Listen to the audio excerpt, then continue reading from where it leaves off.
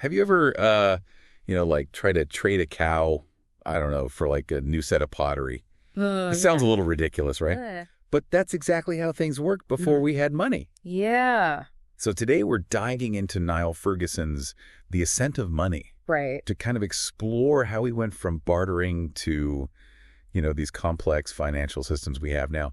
Get ready for some serious aha moments as we go through this book. I think what's really fascinating about this book is how Ferguson really reveals that the story of money is really a story about human nature. Yeah. It's about our need for trust, our desire for security, and sometimes our tendency to get a little carried away Yeah. with speculation. Speaking of getting carried away, Right. remember that time I invested in those tulips that were guaranteed to triple your money? Oh, yeah.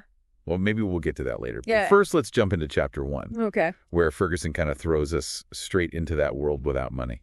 Yeah, he paints this really vivid picture of just how inefficient bartering was. Yeah. So imagine trying to find someone who not only needs what you have, Right. but also has what you want at the same time. Right. It's Yeah. Yeah. It makes you realize that money isn't just about coins and bills. Right. It's a system of trust, a way to store and exchange value without needing those perfectly matched coincidences. Yeah. Makes you wonder how anything got done back then. Right. So how did we go from chickens and pottery to actual money? Well, it was a gradual evolution Okay. driven by practicality. Okay. People started using commodities like barley or salt Oh. as a common medium of exchange because they were durable, Yeah. divisible, Right. and relatively stable in value. Mm-hmm.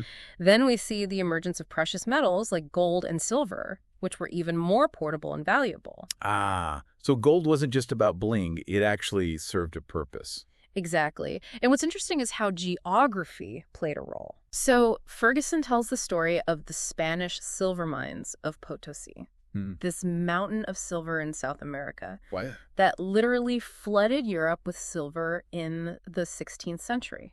The result, Okay. a massive price revolution. Wait, you're saying a mountain in Bolivia made bread more expensive in France? Yeah. How is that even possible? It's all about supply and demand. Okay. The influx of silver increased the money supply, Right. but the amount of goods and services remained relatively the same. More money chasing the same amount of stuff inevitably leads to higher prices. Oh. It's a classic example of inflation. So this shows that even events happening across the world can have a direct impact on your wallet. Right. Globalization isn't a new phenomenon. Yeah. It's been shaping economies for centuries. Now we have money. Okay. But how do we start lending and borrowing? Yeah. Chapter 2 takes us to ancient Mesopotamia. And believe it or not, Okay. the first recorded loan. And get this, these loans were documented on clay tablets. Talk about ancient bureaucracy. Wow. But these records show that credit has been around for a long time. Even in societies we consider primitive, it seems the desire to borrow and lend is a fundamental human behavior. Well, it's certainly fundamental to my lifestyle. Uh-huh.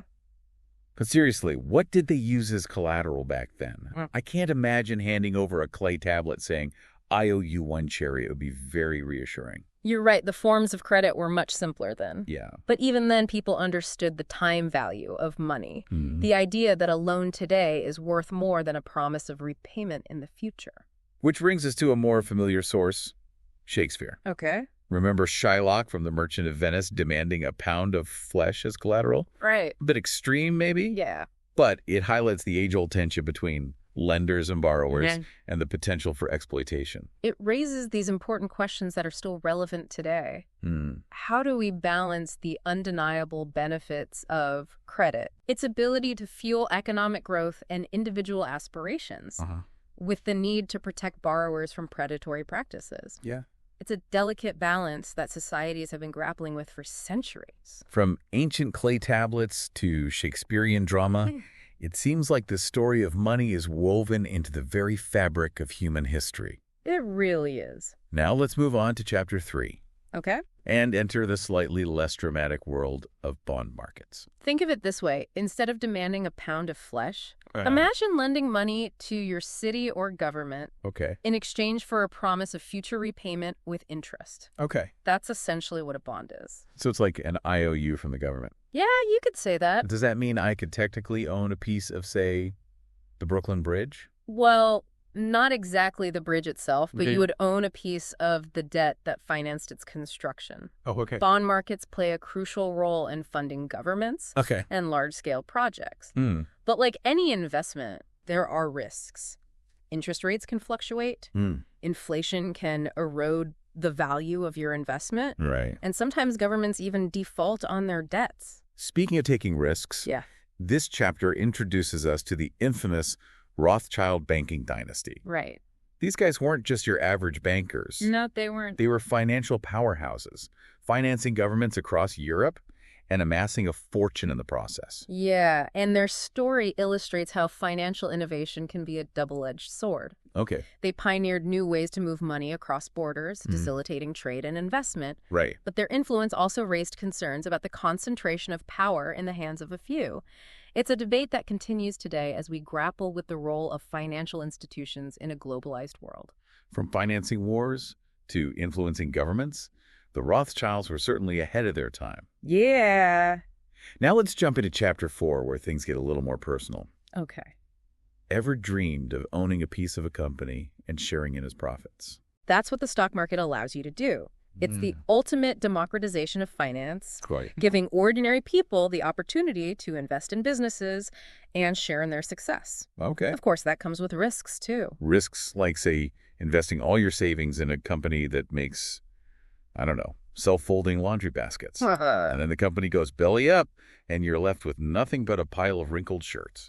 That's one way to put it. Yeah. The stock market is a fascinating beast. Okay. It can be a powerful engine for economic growth, but it's also prone to irrational exuberance. Okay. Those periods of speculative frenzy that Ferguson calls bubbles. Like the dot-com bubble. Exact! I remember that one. Everyone was suddenly an internet entrepreneur until it all came crashing down. Right. Yeah. And Ferguson reminds us that these bubbles aren't new. He tells the captivating tale of John Law and the Mississippi Bubble, Okay. a speculative frenzy in 18th century France that ultimately ended in financial disaster. It's a cautionary tale about the dangers of getting caught up in the hype and the importance of understanding the underlying value of what you're investing in. So what you're saying is maybe I should stick to my day job and leave the stock picking to the professionals? Probably a good idea. But what about protecting what I already have? Hmm. That brings us to chapter 5, Okay. the world of insurance. Okay. It's not exactly the most exciting topic, Right. but let's face it, life is full of uncertainties. Accidents, illnesses, natural disasters, bad stuff happens. Right. And sometimes we need a safety net. Insurance is one of those things we often take for granted until we need it. Yeah. But it's a fascinating example of how humans have developed complex systems to manage risk. Ferguson traces its roots back to ancient societies, Okay. where communities would pool resources to protect each other from misfortune.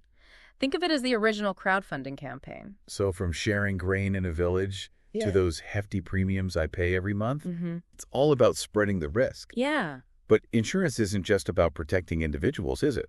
You're right. Okay. Insurance plays a crucial role in fostering economic growth.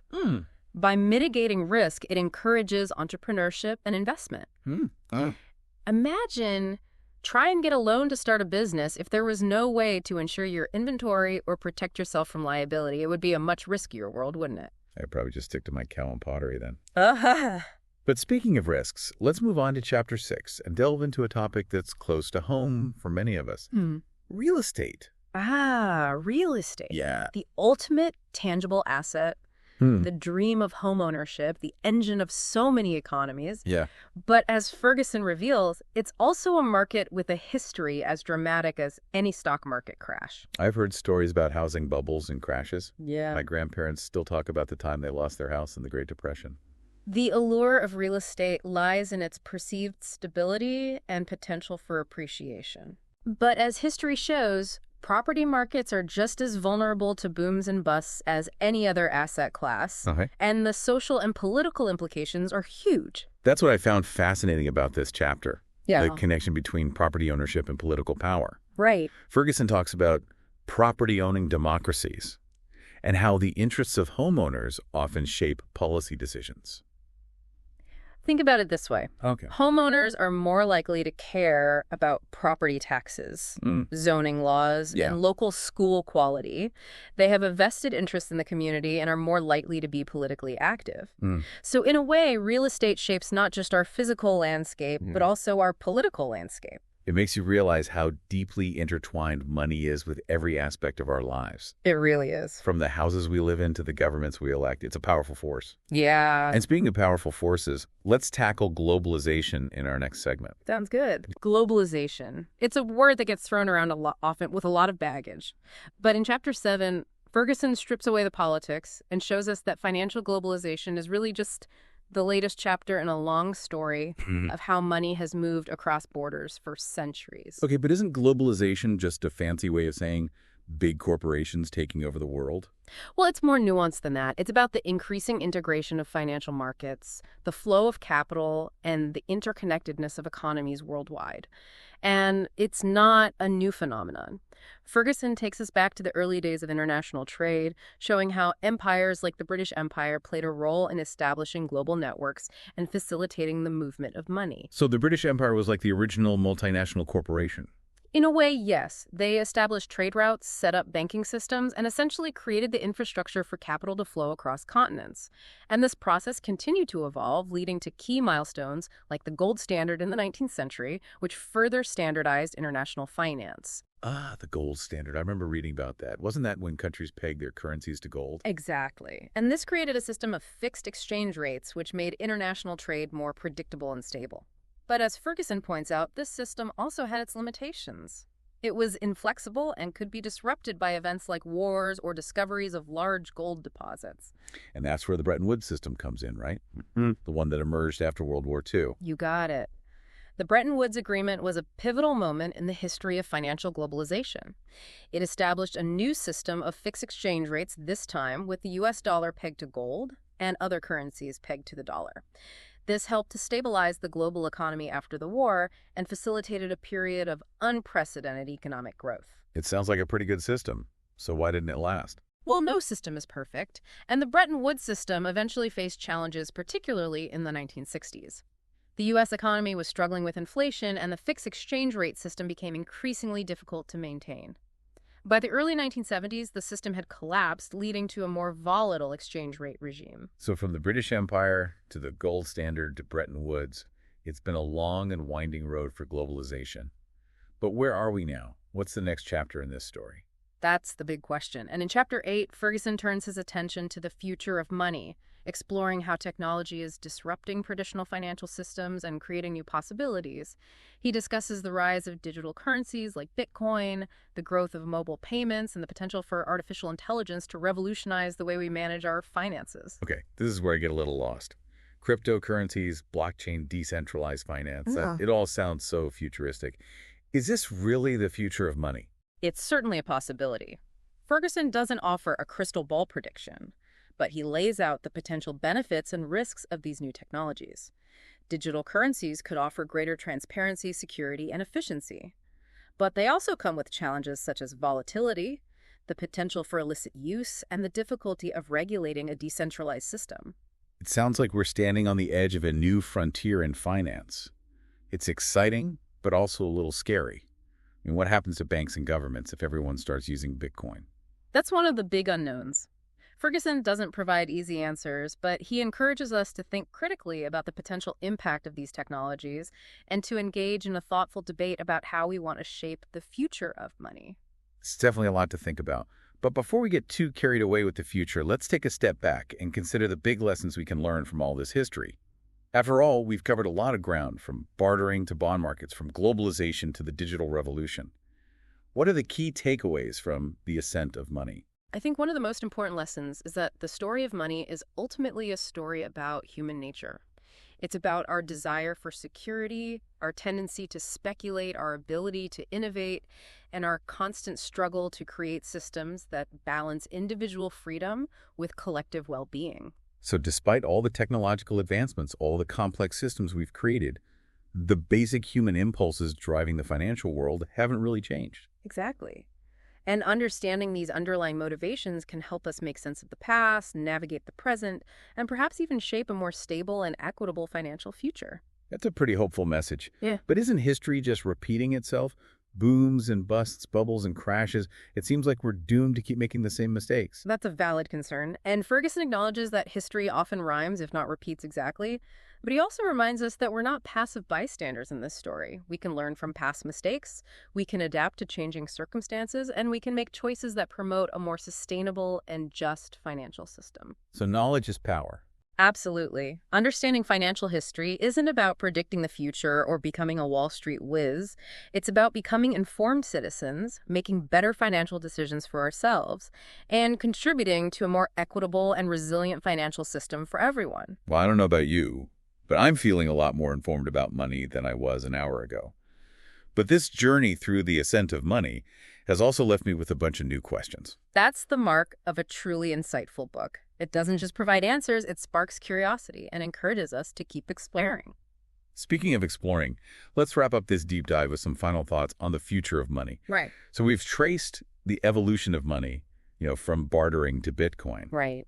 But what does the future hold? Will we all be, paying for our coffee with digital tokens? Will robots be managing our investments? Well, the future is always uncertain, but one thing is for sure. Okay. Technology will continue to disrupt the financial landscape. Ferguson argues that we're on the cusp of a new era, one where the lines between finance and technology are blurring and the possibilities, seem endless. It's both exciting and a bit overwhelming. Yeah. I mean, just trying to understand Bitcoin gives me a headache. Yeah. But seriously, what are some of the key trends we should be paying attention to? Well, Ferguson highlights a few key areas. Okay. One is the continued rise of digital currencies, whether it's Bitcoin, Ethereum, or some yet-to-be-invented cryptocurrency. Right. Digital tokens are challenging the dominance of central banks and traditional financial institutions. They offer the potential for greater transparency, security, and efficiency. Okay. But they also come with risks and regulatory challenges. So it's like the Wild West of finance. Yeah. Full of potential, but also a lot of uncertainty. Exactly. Another major trend is the increasing use of artificial intelligence and machine learning in finance. We're already seeing this with robo-advisors that manage investments, Okay. algorithms that detect fraud, and even chatbots that provide customer service. As AI becomes more sophisticated, it's likely to play an even bigger role in the financial industry. So will we all be out of jobs, soon replaced by algorithms and robots? That's a question a lot of people are asking. Yeah. But Ferguson argues that technology isn't necessarily a job killer. Okay. It can also create new opportunities and make existing jobs more efficient. The key is to adapt and embrace lifelong learning. So instead of fearing the robots, we should be learning how to work with them. That's a smart approach. And it's not just about technical skills.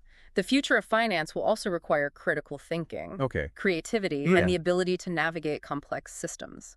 So what does this all mean for the average person trying to make sense of their own financial lives? One key takeaway is that financial literacy has never been more important. We need to understand how these new technologies work, Right. the risks and opportunities they present, and how to make informed decisions in a rapidly evolving financial landscape. So in addition to balancing my checkbook, I need to become a blockchain expert. Well, maybe not an expert, but at least familiar with the basics. The good news is there are plenty of resources available to help people learn about these new technologies and how they can impact their finances. It seems like the future of money is full of both promise and uncertainty. Yeah.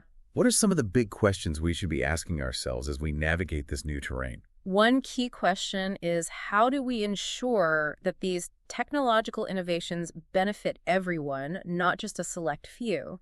How do we prevent the widening of the gap between the haves and the have-nots? It's a question of fairness and equity. Exactly. And it's not just about technology, is it? It's about the values we embed in our financial systems. Exactly. Another crucial question is, how do we balance innovation with regulation? Right. How do we create a framework that fosters creativity and entrepreneurship while also protecting consumers and ensuring the stability of the financial system? It's a delicate balance. It is. Too much regulation can stifle innovation, Right. but too little can lead to chaos and instability. You've hit the nail on the head. Yeah. And these are questions that we need to be discussing as a society.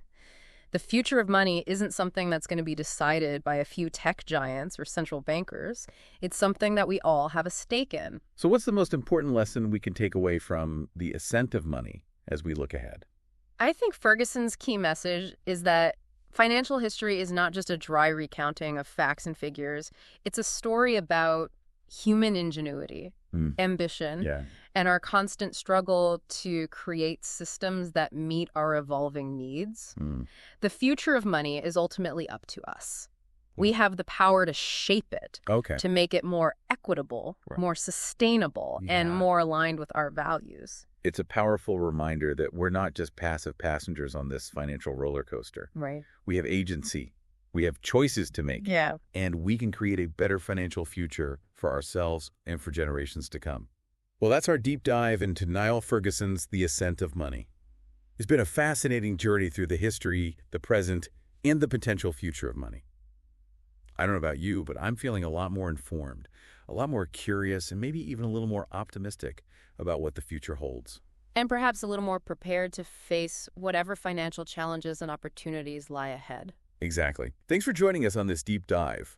We hope you've learned something new, gained some fresh perspectives, and maybe even sparked some lively dinner table conversations about the fascinating world of money. Until next time, keep exploring, keep learning, and keep those financial wheels turning.